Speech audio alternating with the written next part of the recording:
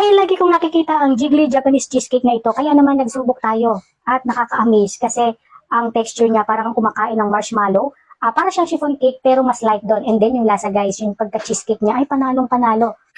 Hello guys, ayan, for today's video ay gagawa tayo ng nakikita nating nagte-trend sa Japan, ang isang nilang best seller doon na Jiggly cake.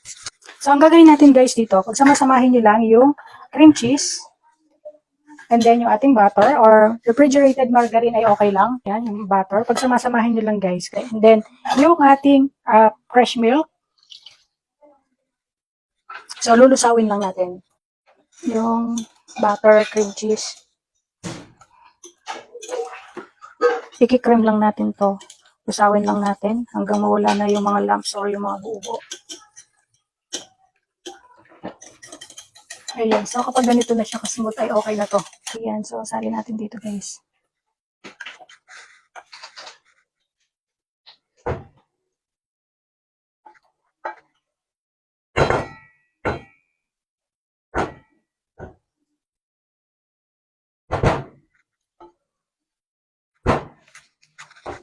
And then magsa-separate tayo ng egg yolk. Dito yung egg whites, dito yung yolk. So kailangan natin ng 6. Paano ba malalaman kung bago yung inyong itlog na nabili? Pagka hindi nasisira yung pinaka egg yolk niya. So ito, papaluma na ko guys. So pagka ganito yung mga itlog, kailangan talaga ay maingat talaga tayong mag-separate ng yolks. Ayan. And then set aside muna natin to. Meron tayo dito na grams of sugar. Ang gawin nyo, kalahati na to, lagay nyo sa yolks. And then kalahati, lalagay natin sa ating meringue mamaya. Yan. So, hatiin nyo lang. And then, i-mix nyo lang yung inyong egg yolk. Pagka na-mix nyo na, isalin nyo lang sa inyong pinaka-cream cheese mixture. Madali lang naman yan sundan. At sabi ko nga, pag natuto na kayong mag-bake, parang feeling nyo kaya nyo nang i-bake lahat and then pag-eksperimentuhan. So, ito ay first time, kaya hindi naman ako nag-expect na talagang perfect yung ating magagawa. Pero syempre, gusto ko sa inyong i-share ito. Kahit na masasabi kong hindi siya perfect, pero ang lasa panalo talaga. And then, ang ginawa ko guys dito, bago ko makalimutan, naglagay na ako agad ng parchment paper sa ating baking tray, baking pan na 6 inches. Oy nga lang sa taas ng parchment paper, pero okay lang yan. Saka ko lang giniliran ng mga raisin. Then set aside muna natin to. Make sure na yung inyong oven ay naka-preheat na. So, balik tayo dito sa ating pinaka-cake batter. Lagyan na natin yung ating cake flour and then yung ating cornstarch. Sasalain lang natin siyang mabuti katulad niyan. Ayan. So, nakaka-excite lang guys gawin, syempre, di ba? Pagka may bago tayong gustong subukan. And then, i-mix nyo lang hanggang mawala na yung mga powder, yung mga buo-buo. Ayan. And then, pagka ganyan nakasmooth ay okay na yon. So, dito naman tayo sa ating pinaka-meringue. Bibit na natin siya ng high speed. Add natin yung ating vinegar, half teaspoon.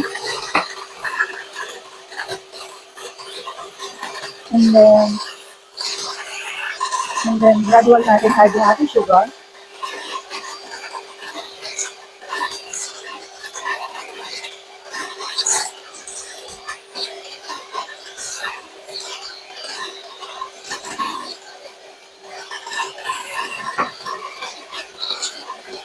Kaya natin dahan-dahan inilalagay yung sugar para hindi siya mabigla at maganda yung alsa ng ating pinaka-meringue. And then, wag nyo guys akong gagayahin kasi mababaw yung bowl na aking ginamit. So, kailangan medyo mataas para kita nyo, hindi nagtatalsikan katulad nung nasa akin. Yung side yung lamesa ko, puro talsik na ng meringue. So, tansaka yun. So, kailangan medyo mataas yung gagamitin yung bowl. Ayan. So after nyan, after nating mag-beat, kailangan din na siya pagka tinagilid nyo, hindi siya na siya mag-slide and then nag-hold na siya ng shape. Huwag nyo guys i-overbeat ang inyong meringue. Pagka na-overbeat nyo ito, ang magiging kalalabasan ng inyong cake ay dry. So ipopold na natin ang ating meringue sa ating pinaka cake batter.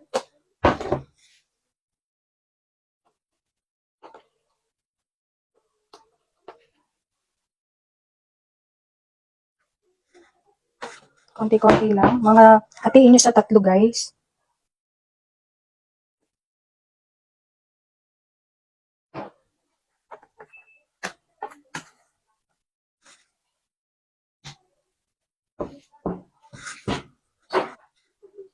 And then, ibuhos nyo lang sa inyong baking pan na 6 inches. Pwede kayong gumamit ng 8 inches para isa lang yung magagawa nyo. So, depende sa inyo kung ano yung inyong gagamitin.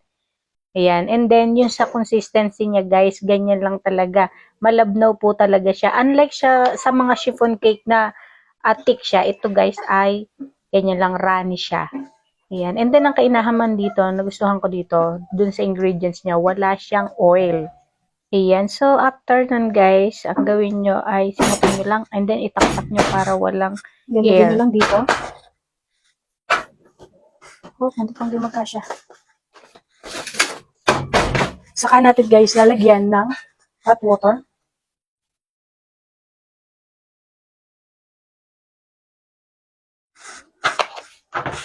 And then, ayan, ibibake na natin siya, guys. So, magte-temp muna tayo ng 200 degrees Celsius ng about 15 minutes. Ayan, tatimeran natin siya. So, syempre, depende pa din yon sa oven na ating ginagamit. Kayo nakakaalam ng inyong oven. So, dito sa oven ko nito ay 200 and then 15 minutes. So, ganyan lang yan sa simula. Mamaya-maya ay tataas na yan kasi inopen natin. And then, after ng 200, i-decrease natin o bababaan natin, guys, ng 140 degrees Celsius ng about 30 minutes. Yes, again, 30 minutes naman siya. Then, hintayin lang natin. So, after 30 minutes, hindi pa yun doon natatapos.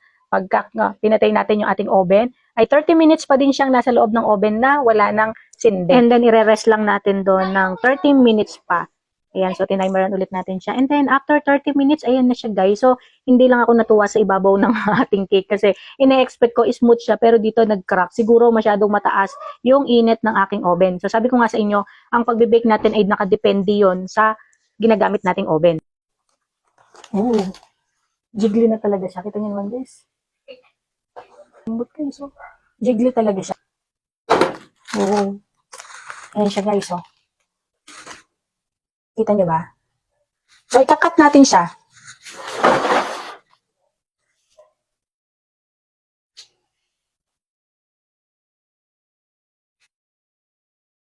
Yan siya guys. Ang lambot niya.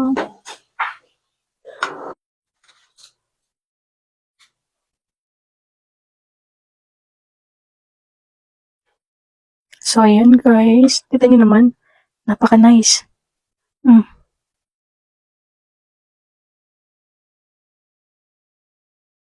Picture mo, Abi.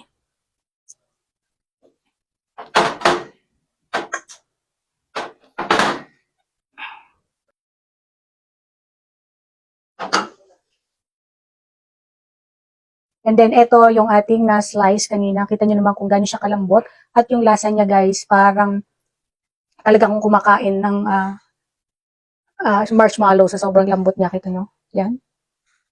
And then, syempre, lasa siyang cheesecake. So, optional, pwede kayong maglagay ng vanilla. Pakalambot niya. Hindi na ako nagtataka kung bakit napakabili nito sa Japan. Kita nyo, dito lang. Simple lang yung ginawa natin, pero napakasarap, guys. Sarap.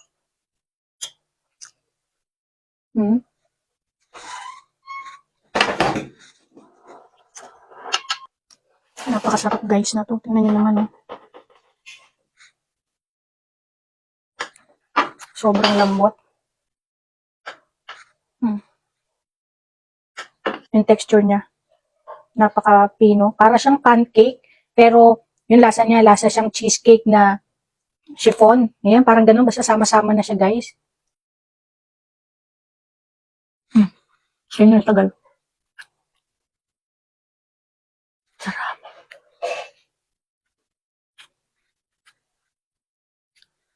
Magugustuhan nila to.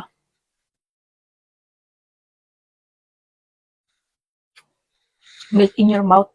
Unlike sa chiffon kasi, yung kasi nakakahiram ito guys, hindi.